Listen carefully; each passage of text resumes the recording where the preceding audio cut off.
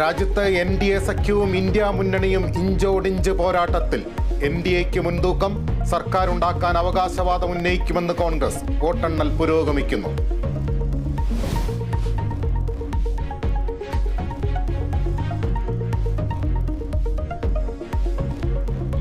കേരളത്തിൽ താമര വിരിഞ്ഞു. തൃശൂരിൽ നിന്ന് സുരേഷ് ഗോപിയും തിരുവനന്തപുരത്ത് നിന്ന് രാജീവ് ചന്ദ്രശേഖറും ലോക്സഭയിലേക്ക്. UDFന് 17 മുന്നേറ്റം.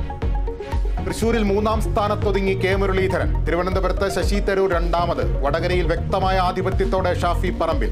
ആലപ്പുഴയിൽ LDFന്റെ സിറ്റിംഗ് സീറ്റ് പിടിച്ചെടുത്ത് KC വേണുഗോപാൽ. ഹിന്ദി ഹൃദയഭൂമിയിൽ BJPക്ക് തിരിച്ചടി. UPയിലും മഹാരാഷ്ട്രയിലും പ്രതീക്ഷിച്ച മുന്നേറ്റമില്ല. തമിഴ്നാട്ടിൽ DMK സഖ്യത്തിന്റെ ആധിപത്യം. കർണാടകയിലും തെലങ്കാനയിലും പിടിച്ചുനിന്ന NDA. വാരണസിയിൽ നരേന്ദ്രമോദിയുടെ ലീഡ് ഇടിഞ്ഞു.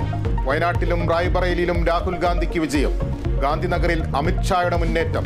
അമേഠിയിൽ സ്മൃതി ഇറാനി പിന്നിൽ.